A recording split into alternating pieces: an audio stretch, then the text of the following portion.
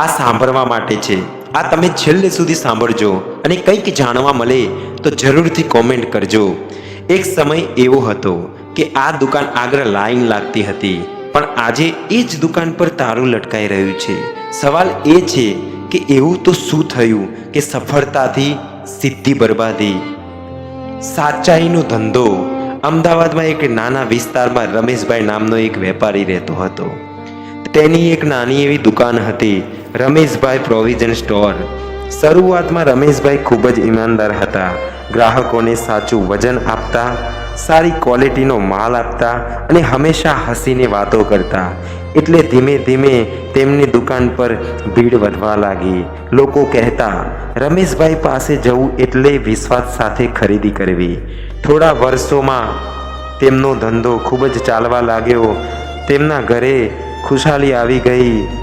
બદલવાની શરૂઆત. એક દિવસ રમેશભાઈના મિત્રએ કહ્યું, અરે તું બહુ ઈમાનદારી કરે છે, પણ થોડી ચાલાકી કર, નફો ડબલ થઈ જશે. શરૂઆતમાં રમેશભાઈએ ના પાડી, પણ ધીમે ધીમે તેના મનમાં લાલચ આવી ગઈ.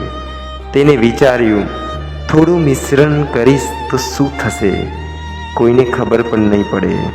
ખરાબ રસ્તો. રમેશભાઈએ ધીમે ધીમે ગેરકાયદેસર કામ શરૂ કર્યું. દાળમાં સસ્તો માલ મિક્સ કરવો, તેલમાં મિશ્રણ કરવું, વજનમાં થોડું ઓછું આપવું.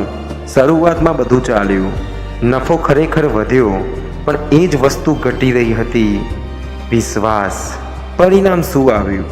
એક દિવસ એક ગ્રાહકને ખ્યાલ આવ્યો કે માલ ખરાબ છે. તેને બીજાને કહ્યું અને પછી વાત આખા વિસ્તારમાં ફેલાઈ ગઈ. લોકો કહેવા લાગ્યા, રમેશભાઈ હવે પહેલાં જેવા નથી રહ્યા. ધીમે ધીમે ગ્રાહકો ઓછા થતા ગયા. દુકાન ખાલી રહેવા લાગી. અંતિમ ઘા એવો વાગ્યો. એક દિવસ ફૂડ ઇન્સ્પેક્ટર આવ્યા. તપાસમાં બધું બહાર આવી ગયું.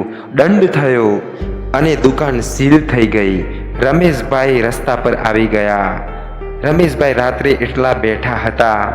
તેમના મનમાં એક જ વાત ફરી રહી હતી, હું ઈમાનદાર હતો ત્યારે બધું જ સારું હતું, અને જ્યારે મેં બેમાની કરી બધું ખોવાઈ ગયું. નવી શરૂઆત રમેશભાઈએ કરી. થોડા સમય પછી રમેશભાઈએ ફરી નાની દુકાન શરૂ કરી. આ વખતે એક સંકલ્પ સાથે કરી, ભલે ઓછો નફો થાય પણ ક્યારેય બેમાની નહીં કરું. ધીમે ધીમે લોકો પાછા આવવા લાગ્યા, કારણ કે સાચાઈને સમય લાગે પણ જીત તેની જ થાય. ધંધામાં નફો મહત્વનો છે, પણ વિશ્વાસ એ સૌથી મોટી મૂડી છે. એકવાર વિશ્વાસ તૂટે તો બધું તૂટી જાય. ઈમાનદારથી કમાયેલો નફો હંમેશા શાંતિથી જીવવા દે છે. આ તમને સારું લાગ્યું હોય તો જરૂર આગળ શેર કરજો અને કમેન્ટ કરજો.